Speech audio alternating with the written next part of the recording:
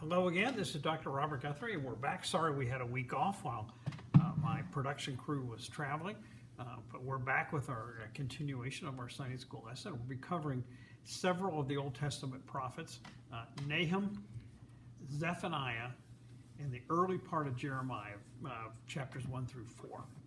We'll also cover 2 Kings 22 and 23, which we'll cover again next week. It's a very important part of 2 Kings.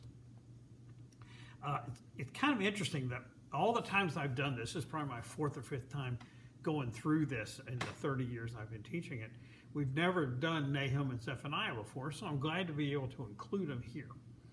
Those are two of the minor prophets. Again, there's 12 minor prophets. They're put together because they made up one scroll. Jeremiah is a scroll, Isaiah is a scroll, Ezekiel's a scroll. The minor prophets make up one scroll. So that's why they're considered the minor prophets. We're entering a pivotal time in Hebrew history, a very pivotal time.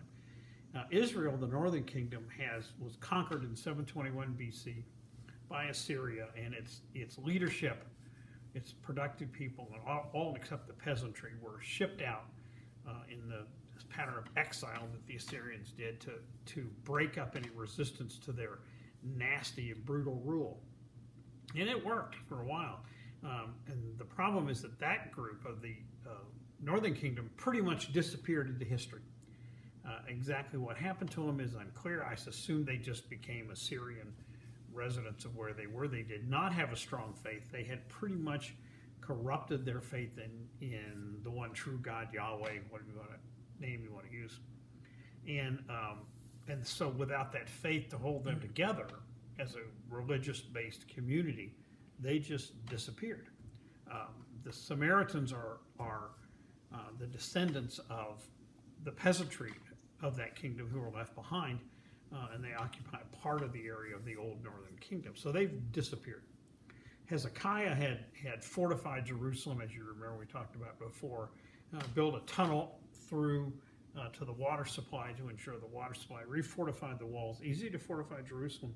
It's on limestone. Limestone is very soft, and you can break it loose even with primitive masonry techniques, and fortified it up. And they got to the gates, and he basically held them off, and they left.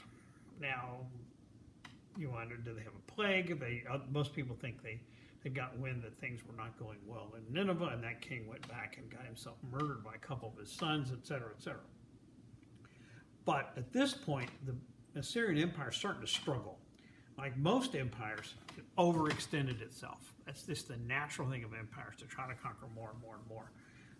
And so it was losing control at each end. It had conquered part of Egypt, it was losing control there. It had conquered all the way down to Babylon, down in what's now present-day Iraq.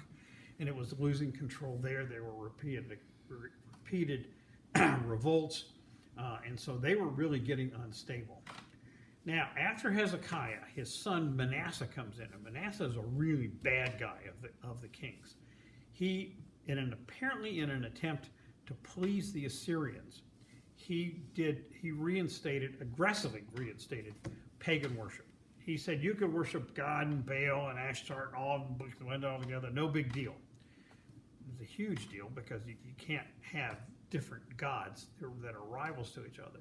He put in all kinds of other pagan practices. He let them restore the high places, which were hills for nature festivals where they'd have fertility poles and they dance around. He allowed sacred prostitution, both females and males. Don't kid yourself, people had all kinds of sexual sins from the beginning of time that we have now.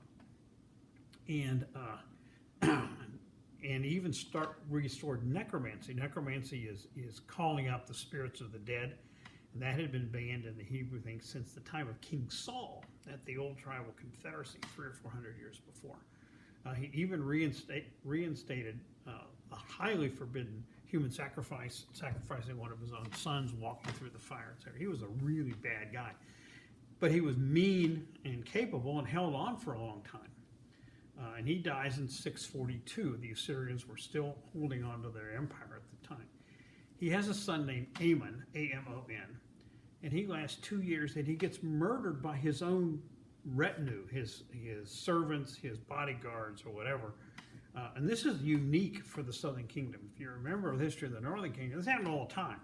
One guy kills off his predecessor and is then king for 7 days, and people killed him. I forget his name, it doesn't matter. But this is very rare in the Southern Kingdom, which really valued the Davidic line, that everybody should be descended from David, the monarchs. And so, very unusual for this guy to get killed.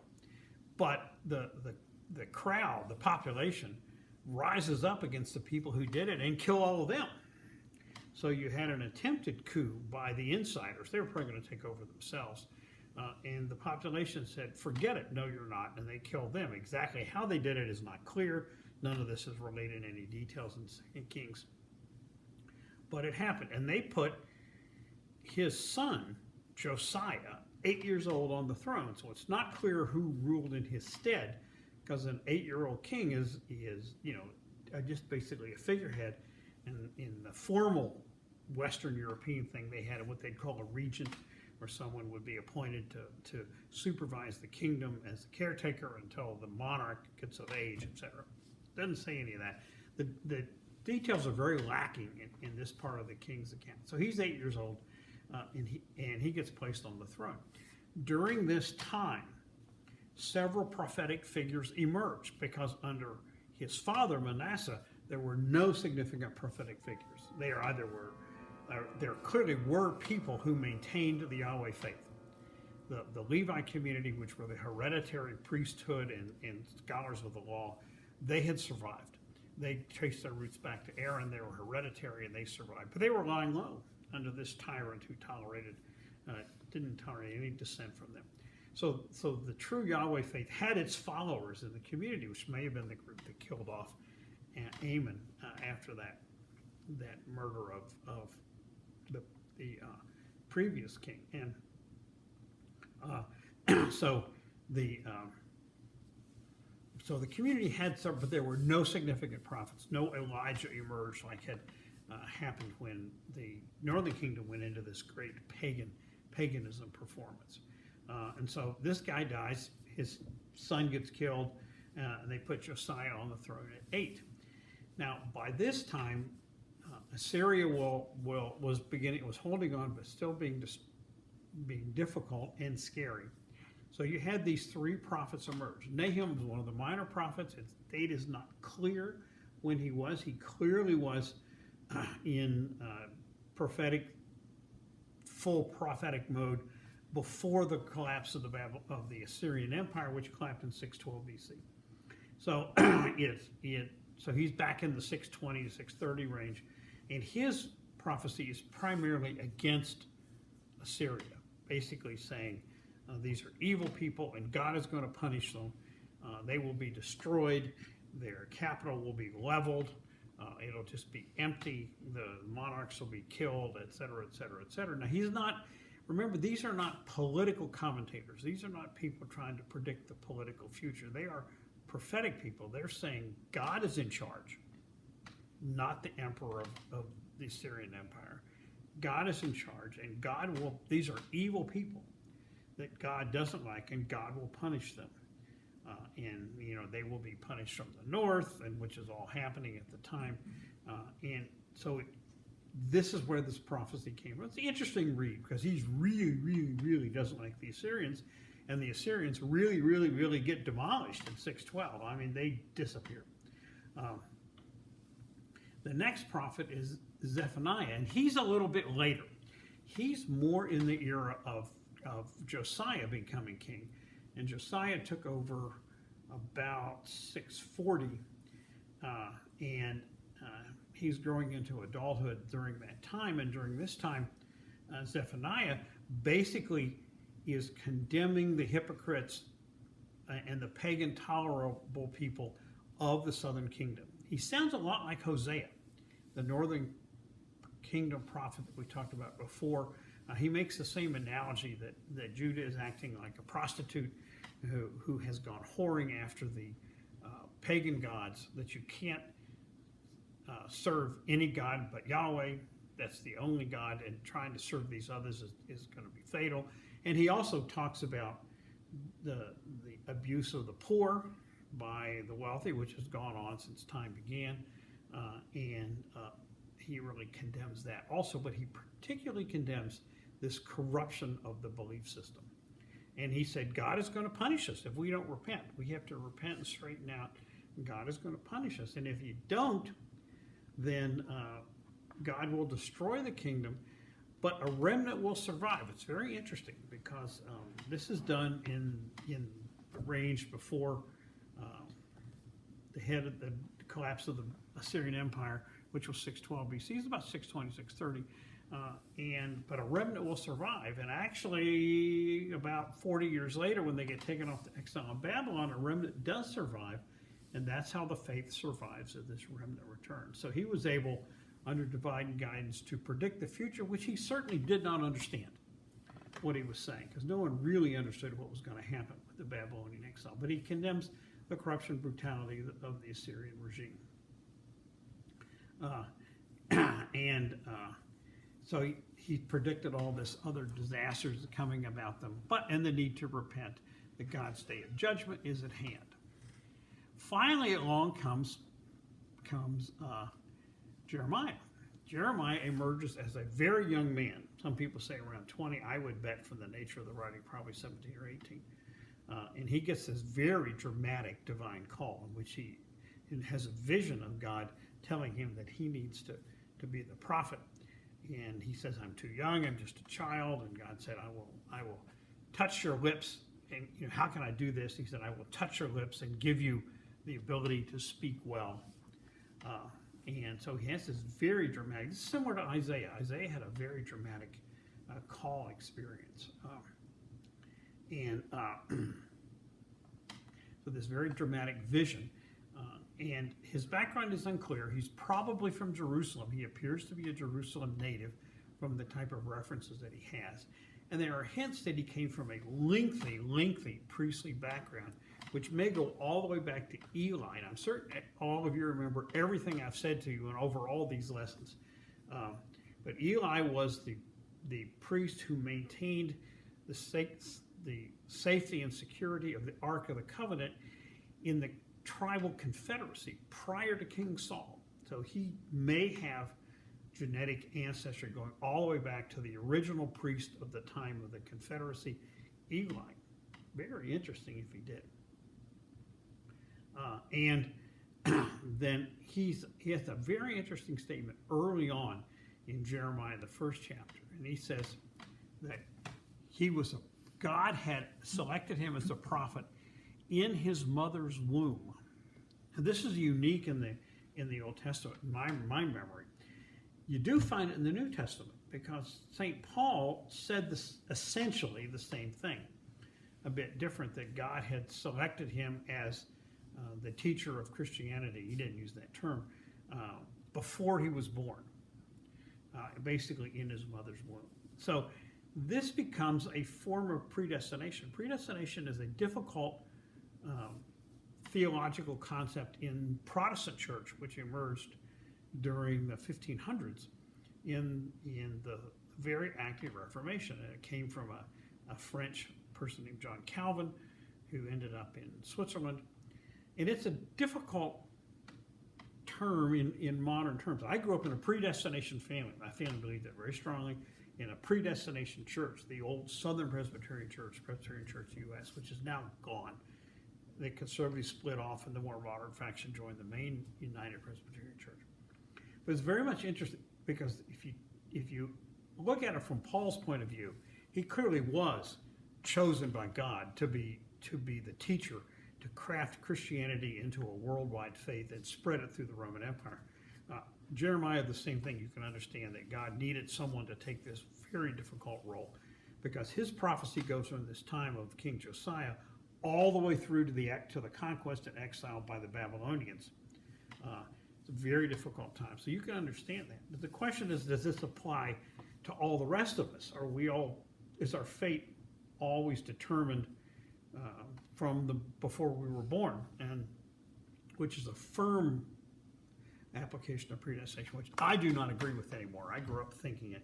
But if we're all predestined, why are we bothering to bring the message to people? that just relieves us of any responsibility that we should take Christ's message and pass it to the population. So I don't buy it. But I can understand it in a couple of these very select situations where they needed very special people to carry out these missions. I don't think it was fun being a prophet. I'm certainly not a prophet now. I don't think it was fun being St. Paul. He got beaten all these times and had to run away and locked up and all that. So being predestined sounds as much of a curse as it is a blessing. But it's an interesting concept that we really do need to talk about difficult conflicts. Now, this is a time of great turmoil in the Middle East. The Assyrian Empire is struggling. Egypt is broken away. Babylon on the east is broken away. The several warrior tribes are invading from the north. If you know any history of the Roman Empire, they were attacked by the Germanic tribes, the Goths and Visigoths and Vandals and all that, from the north of their empire, which ran along the Rhine River. So this is not unusual for empires to be attacked by warrior tribes from the outside, because they want to come in and plunder and stuff like that.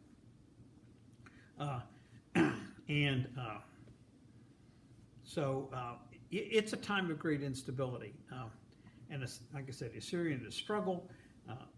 Then there was the beginning of reference back to the Mosaic covenant, the Mosaic law, which had been pretty much forgotten in the kingdom of Judah. If you go back a couple lessons to Isaiah, he never mentions Moses' covenant at all, or Sinai, or the Ten Commandments, or any of that. His covenant was between God and David and his survivors. It's a difficult thing. And you've got a situation now where you have this 8-year-old king who matures and succeedeth his father, and when he's about 26 or 28, I think maybe a little bit older, he decides to take some of the silver in the treasury and melt it down and hire the workers to rehabilitate the temple. You always have to take care of your buildings. If you don't, they're going to fall down on you. And so he does that, and they find a book. It says book. It doesn't say whether it's probably a scroll. I don't think they had books at that era. Hidden in the walls of the temple. And it's a great mystery, even now, as to how this got there. Was this something that had been left there a long time ago and had been hidden during Manasseh's reign and other things like that? Or was it a plant? Did the priestly community plant it there so they would see it?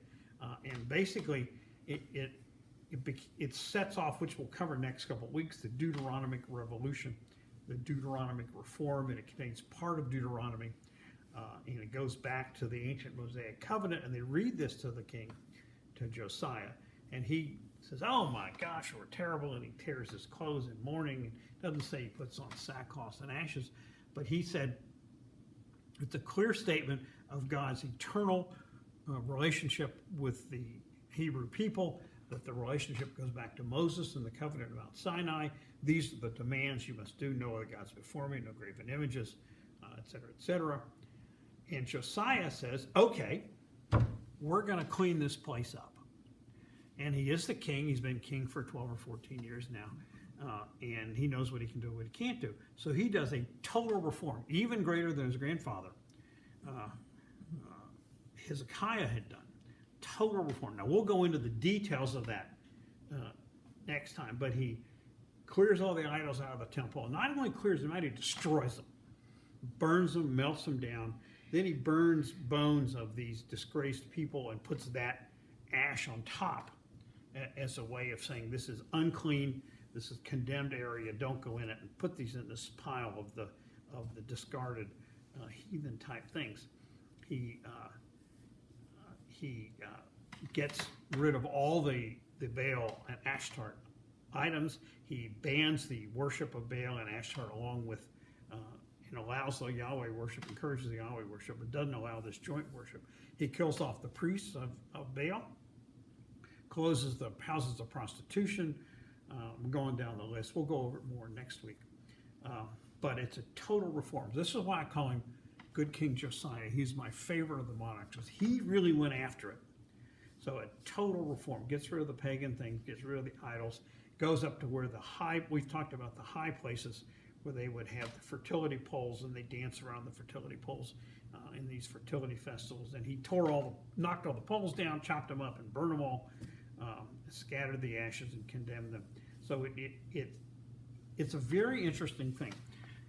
The problem you've got is that this kind of Baal culture, as I said, the 700-year war, which is about to culminate in the next 100 years, this worship was part of the culture. It was part of the fertility when they arrived in the Holy Land. They intermarried with the Canaanites and they adapted these religious principles, and this was pervasive. And he took on the challenge of really trying to get rid of it.